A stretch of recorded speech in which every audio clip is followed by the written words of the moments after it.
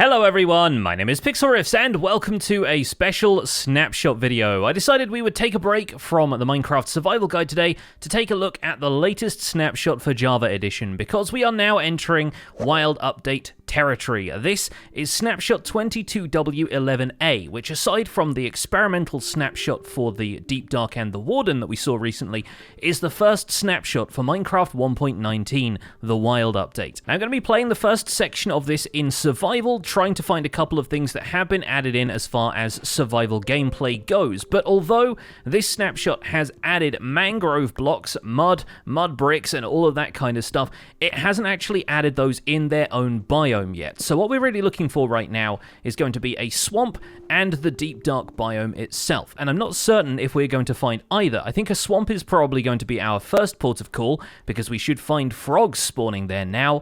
But the deep dark in the experimental snapshots at least was a little difficult to find. And so I figured we might as well go looking for that. And if we can't find it, we can always zoom around in creative mode a little bit later. So I've started a brand new world in survival, but we've got cheats enabled so we can go into creative mode and take a look around later.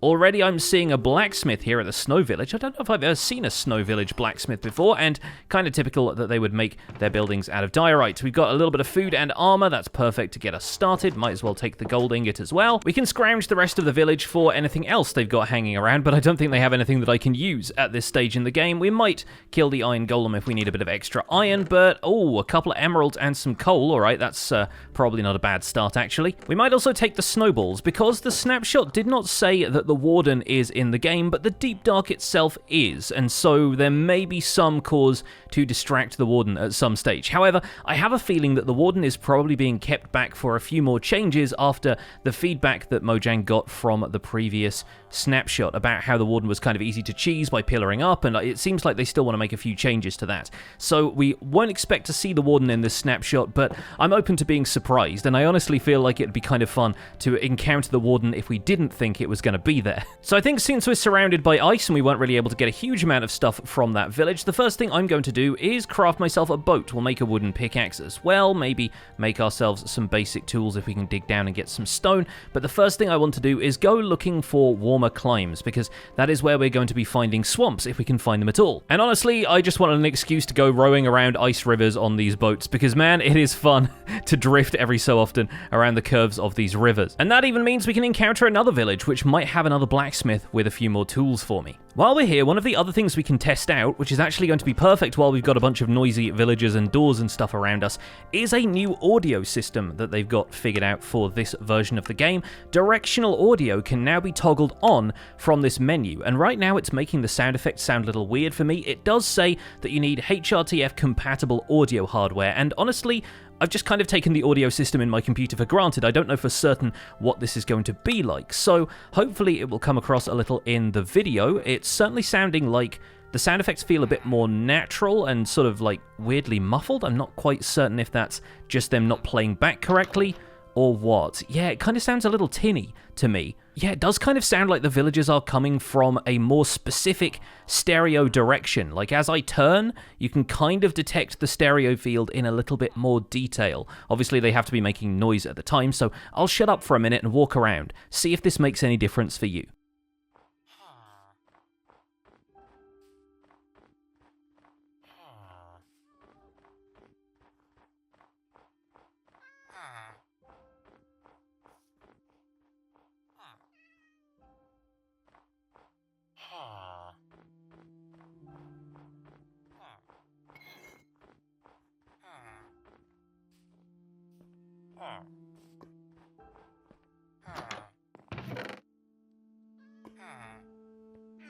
Unfortunately, the iron stuff they've got in this village is just the iron stuff that I already had, although they did have a bit of obsidian, and I've now got an iron sword, so that's not too bad. We've also got some oak saplings we can take with us. Weird that the floor of this is made out of copper, by the way. I think it's done that because that was normally diorite blocks, so clearly they're stashing that copper for a rainy day. Yeah, I'll keep the stereo effects on for now. I'm just not certain that my hardware is doing what it's supposed to be doing, because I'm not entirely certain what the deal is there, so maybe we can find out a little bit more about that later. I'm going to try and lure this zombie out into the sunlight, and we can kind of hear him Behind me, to my right, to my left. Is that any different from how it is in normal Minecraft? I've honestly not paid that much attention. Well, no worries, we got enough stone there for a furnace and a stone axe, so I think I'm pretty well set up at this stage. I'm going to gather a bit more wood, and then we'll go out and search for a swamp in earnest. Oh, it's a bit of a risk, but there's an opening right here that leads down to deep slate level. I wonder if we could find some of the deep dark if we go on down here. Let's see what we can do by rowing down into this gap and dropping into this lush cave. Let's start smelting some of this iron up so that we can at least complete our set of iron gear and hopefully get some tools together as well. We might even grab some diamonds while we're down here. And the water is giving me a pretty decent picture of that stereo sound field. So maybe I'll stand here and just turn on the spot and we'll see if we can tell the difference between the two versions. We'll start with classic stereo sound. So the directional audio settings are off. Let's just turn around slowly like this.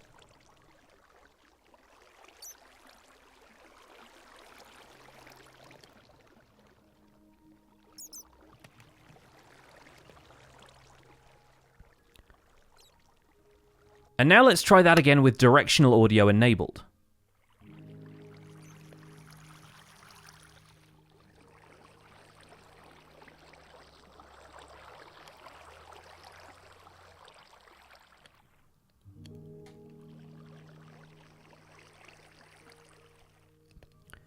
Yeah, it is subtle, and it does have some effect on the sounds, but it does seem like the directional audio is ever so slightly more precise. At least now we got some iron so that we can make ourselves an iron pickaxe. We got a shield as well, which I'm very happy about. We've already got boots and a chest plate, so we'll save that until we can get something slightly better. Oh, I think I've hit a huge iron vein as well. All right, well, that's the rest of my iron sorted then. Yeah, you know what? I think I am going to disable the directional audio stuff for now, because something about it, maybe I'm just not used to it yet, or I don't have the right hardware to play it back, but it kind of sounds like I'm listening to the sound effects from the other end of the phone. Like, to me, it's sort of like they're playing on an old tinny radio. The regular sound effects get a bit more bass response from my headphones, maybe a little bit more presence to them, I don't know, but I think I prefer it to the directional audio settings that they've added in this snapshot. Maybe that's something that will be a matter of personal preference, and maybe it's just that I don't have the right kind of headphones for this. There's an abandoned mineshaft over here, but I don't really see much in the way of hints that we're headed towards the deep dark, so I might retrace my steps and get back to the surface. Let's keep heading west. Now we're geared up, I'm just going to wander around the world for a little bit, and I'll bring you folks back in once we encounter a swamp. Oh my gosh, finally! A swamp is swimming into view. I've been playing in this world for nearly an hour. I'm already 7,000 blocks out on the x-axis and a decent chunk on the z as well, but we are swimming into view of a swamp, and hopefully this should have some of the new frogs hopping around. If they don't spawn here yet, then we can spawn some in to take a look at them, because it's taken me a while to find this place, and I still haven't found the deep dark biome yet. I think I'll probably just drop a locate biome command in the chat and see if I can locate one manually that way. But it looks like, for the moment at least, we are not seeing any frogs around, so maybe they don't even spawn here naturally yet. Nope, despite my best efforts, there seems to be no sign of frogs whatsoever. No frog spawn, no tadpoles, and none of the hopping critters themselves. So we're gonna probably cheat a few of those in. But first of all, I'm gonna do a quick locate biome command to see where the deep dark is. Okay, the nearest one is about 2,000 blocks away, so maybe we'll go and investigate that shortly. I think for now, though, I'm gonna make a chest, throw all of my stuff in it, we'll go into creative mode,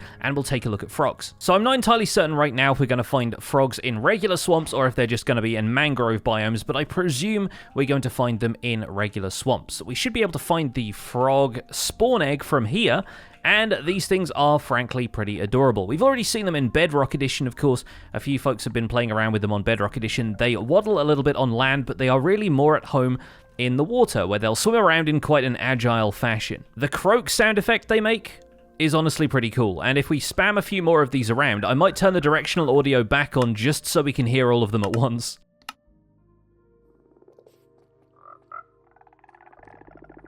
Yeah, that's starting to feel pretty atmospheric with a whole bunch of frogs around. Still sounds kind of tinny though, so I think I'll turn that off. And I like the fact that they're still walking even when I have the game paused. That's actually pretty funny. The frogs will always be walking. I'm still not certain exactly what we breed frogs with though. It does seem to be slime balls right now, but I'm not sure if that's a permanent thing. However, when frogs mate, it's kind of similar to what turtles do, and I think they may need to be in water to breed effectively, because what happens when the two of them breed is that they will produce frog spawn. And I'm not not sure if the breeding mechanics have been implemented yet because, oh no, wait, no, we have some frog spawn over here on the surface. Okay, so it looks like they are laying their eggs around the outside of the swamp. It's just that they were all looking at me while I had the slime ball in my hand before. Eventually, this frog spawn, which I've got a couple more examples of in the creative inventory here, will eventually turn into tadpoles, and we can pick up a tadpole in a bucket. In fact, a bucket of tadpole is already an item here in the inventory. We can place that down the way we can fish, and that's how you can take them into different biomes, where if a tadpole grows up into a fully grown frog, it will be a different color, and that's how you get the 3 different varieties of new lighting blocks called frog lights. So frogs will eat small slimes. If we end up bringing a couple of small slimes out of here, then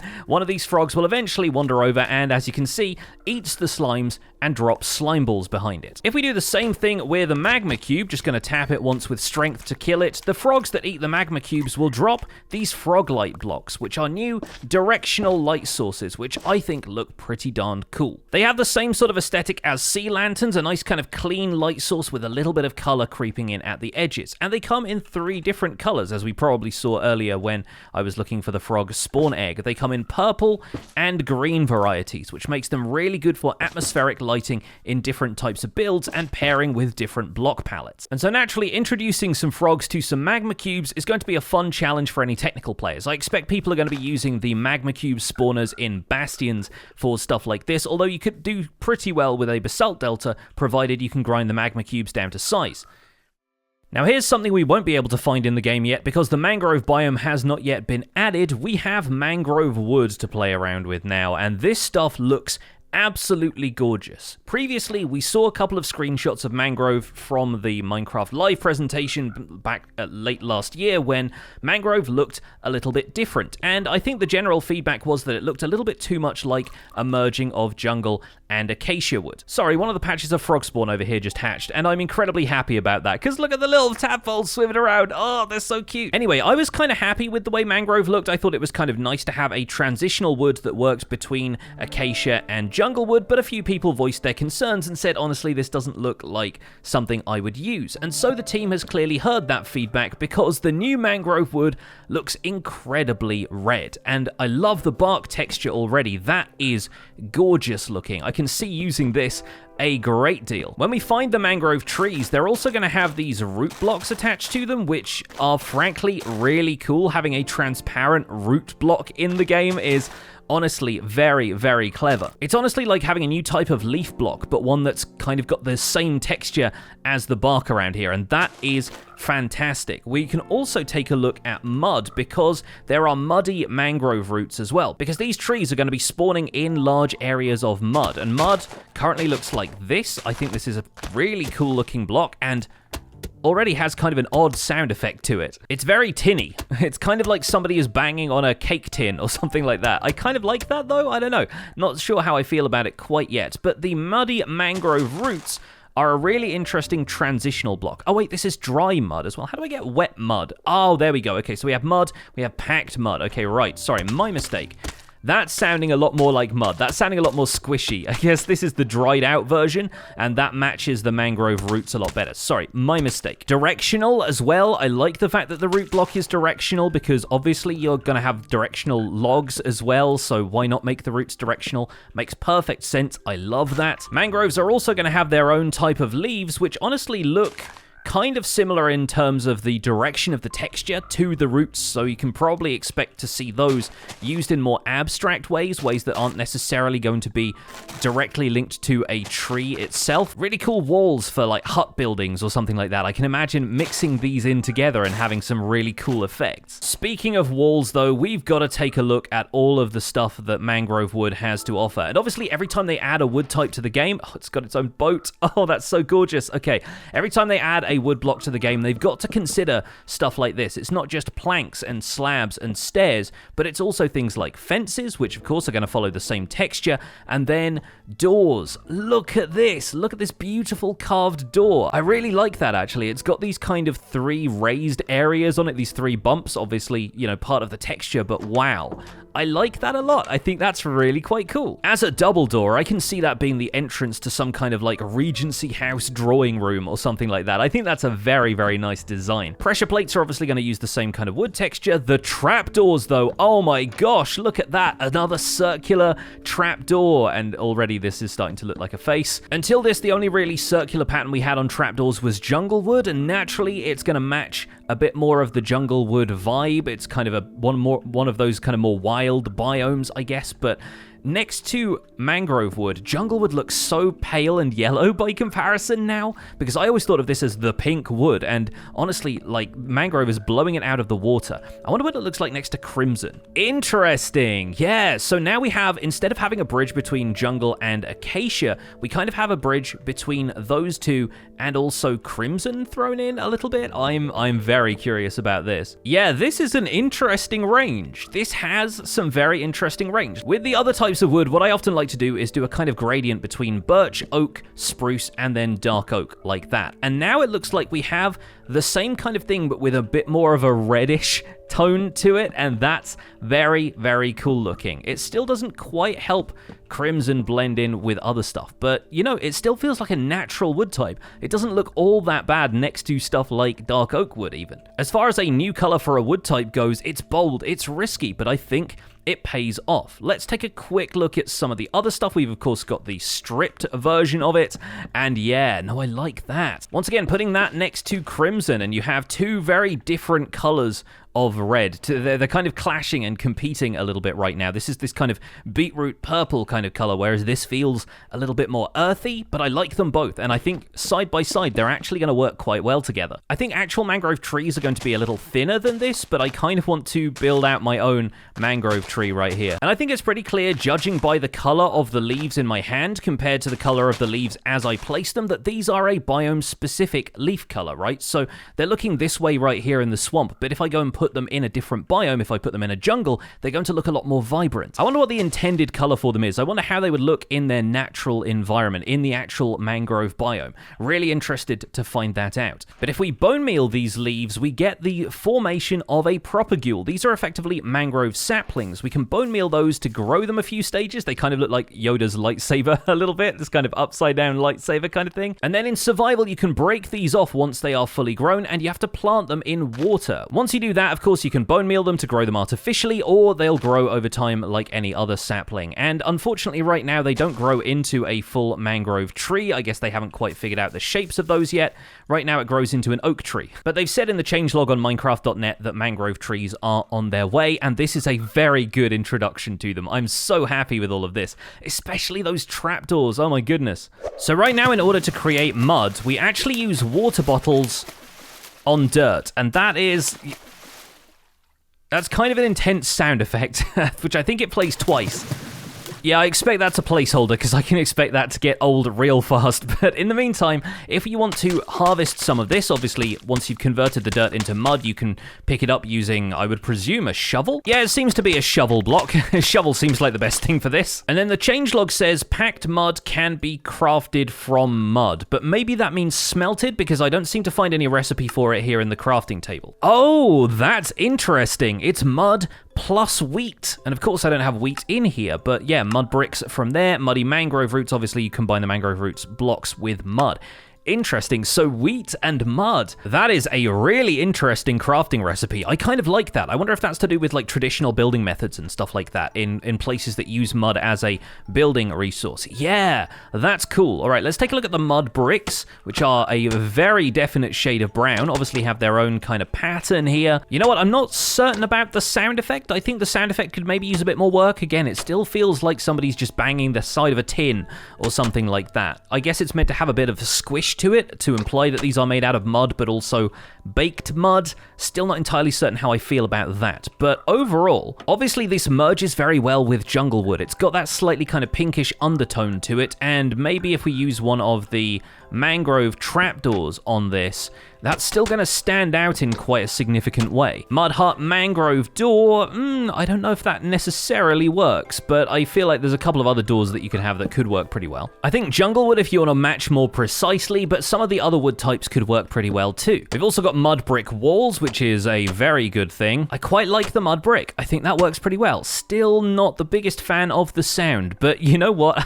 I think it's going to be pretty good. I wonder maybe sandstone would be a good palette for this. Yeah, I can see this working pretty well in desert towns. It feels like a material from a hotter climate, and I think, yeah, having some bricks made out of mud like this, I think that's going to work really well for desert builds. That's a cool addition. I do like that. Okay, I think I'm almost done playing around here. I have to look at one last thing, though, before we move on, and that is the mangrove boat. Oh, perfection. And honestly, I can see some of these wood types being used for other things. Like, look at that. Doesn't that just look like a raw leg of ham or something like that? I do feel like you could end up seeing these in butcher's shops where, like, maybe the outside is seared, but the inside is still a little bit raw. I think one of the best things that you can do with a log type in Minecraft, or any block in Minecraft really, but this is one of the things I find about logs that makes some of them difficult to use, is that they can imitate other things, like they immediately suggest something else to you. Either that or they blend into the background and they don't really get in the way, and that is one of the reasons I've always had a hard time working with birch logs. Stripped birch I absolutely love because it looks more neutral, but birch has such a high contrast in the texture and I have a hard time seeing it as anything other than a birch log, whereas this mangrove log, honestly, it looks really, really good. I can see using this in walls and it just kind of naturally blending into the environment. It is also another horizontal texture instead of a vertical bark texture like oak is. So I think that's going to be really valuable as far as building with it goes. Awesome, awesome stuff. Okay, right, we're gonna get back to the chest wherever I left that up here on the hill and re-equip ourselves for survival mode, because I want to go into the deep dark and see if anything has changed from the experimental snapshot.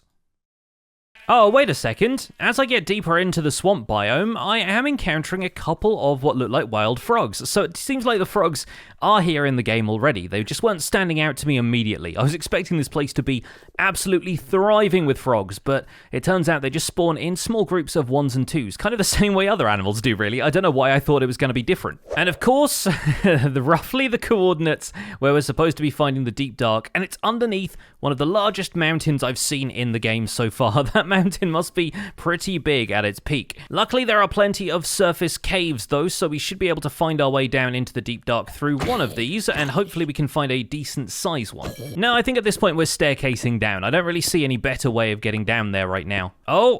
We've got a mine shaft. Okay, this should hopefully lead us in the right direction. We want to be looking for, I think, this way and this way a little more. This looks promising. Yes! We have Sculk down there. Oh, baby, look at this.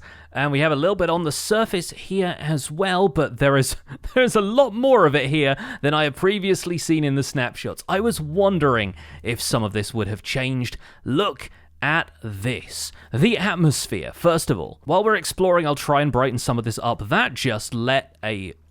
that actually let a signal through to what is presumably a Sculk sensor on the other side of the wall. There's one down here as well. No sign of any shriekers, which would seem to indicate that the Warden is not going to be around here, but if we take out our hoe now, we can, of course, break down the Sculk sensor, and we need Silk Touch in order to obtain it, so we're not going to get anything out of that. But if we hoe these blocks, we get a decent amount of XP from these, and that's kind of the purpose of Sculk blocks. It's experience storage. This leads out into an aquifer, which is also covered in Sculk, and it can hear me swimming. That's terrifying. That is a terrifying prospect. Also, check this out. Glow squid in this environment look spectacular. They really fit in with the Sculk. That's pretty incredible. If we kill a glow squid near this Sculk catalyst block, though, you'll notice that that reacts and it generates a bit more Sculk over here, commensurate with the amount of XP that the mobs would drop. And effectively the way that works is when you kill something near a Sculk catalyst, it searches for any valid blocks to take over and spread to within a certain area. And it can only do that within a certain radius, but there will be a chance for it to generate another Sculk catalyst and continue the chain. So the Sculk has the capacity to spread a lot more than some of the other spreadable blocks in the game like moss. Let's step out over here, though, because I have a feeling this is going to look pretty spectacular. Look at the abandoned mine shaft with all of the Sculk leading down there into the cave. This is Amazing looking. I don't see any sign of the ancient city structures, and there is no mention of them made in the changelog, so I'm not certain we're going to see that here in-game. I might do a quick locate check to see if we can locate an ancient city or if they don't appear, but there are sensors and catalysts pretty much everywhere, and there is a shrieker over there. We can take a quick look over here and see if we get any results from this, because by stepping on top of one of these, that should activate it. And it seems like that may not be the case for this one. I don't know if they've removed that functionality or if it's just not in the game because the Warden isn't in the game. Let's try and activate a Sculk sensor nearby to a Shrieker and see if we get any results from that. I do love the way ore blocks and other blocks that can't be replaced by the Sculk during generation look when the Sculk has just grown over the top of them though. Redstone ore covered in Sculk looks really cool. Now where was that Shrieker that looked like it was surrounded by other stuff? Yes, down there. That's definitely in proximity of these Sculk sensors. If I walk near it, yeah, the sensors aren't transmitting anything to the Shrieker right now, so it seems like as far as mechanics go, the Shrieker has been disabled for this snapshot. Naturally, it'll be back once they're done tinkering with the Warden, but I'm going to assume I can probably go back into creative mode actually and check if we just search for Warden in here. No Warden spawn egg, and if we do the summon command, Warden doesn't seem to appear. So once again, looks like the Warden is not in this snapshot, but we've got an experimental snapshot if we still want to play around with that. While it would be almost disappointing to encounter the Warden out here without encountering it in ancient cities, I think it's very cool that we can at least get the Sculk sensors from around here, and while it's kind of difficult to see because of how dark the Sculk block is, you know it's there. It has that presence to it, which is very atmospheric. I'm just flying around in creative mode now because it's pretty clear we don't need to see all that much more than that, but I love the fact that we can find Sculk generating around stuff like lava pools, because while you get the sense that it's organic, it's not like, you know, burnable. It's not organic in the same way that moss or wood is. It's a lot more kind of creepy than that, and this just looks really cool. It also gets us a good look at the Sculk when it's not in a completely dark area, and I am genuinely wondering how viable it's going to be to come down here and mine out a bunch of these blocks just for the XP, like early game XP farms, although you might not want to risk encountering the Warden in early game. You typically go to the Nether for things like quartz ore, you go looking for redstone, or you smelt stuff. Potentially, if you find a deep dark biome, getting hold of a decent amount of Sculk or maybe even your own Sculk catalyst is not a bad call. Obviously, the bad call comes when the Warden gets activated and comes for you. But folks, I think that's probably where we're going to wrap it up for this look at the snapshot. Really promising stuff, and I am absolutely blown away by seeing a biome completely covered in the Sculk like this. I think that's so cool, and all of the mangrove stuff in this snapshot, so excited to finally get our hands on that. Hopefully, you enjoyed this look, and I'm sorry more of it couldn't be in survival, but some of it just isn't really accessible in survival right now, and some of it is just a long way away. But thank you so much for coming along this journey with me. Thank you so much for watching this video. My name has been Pixlriffs. Don't forget to leave a like on this video if you enjoyed it. Let me know what you liked about this snapshot in the comments. Subscribe if you want to see more, and I'll see you folks soon. Take care. Bye for now.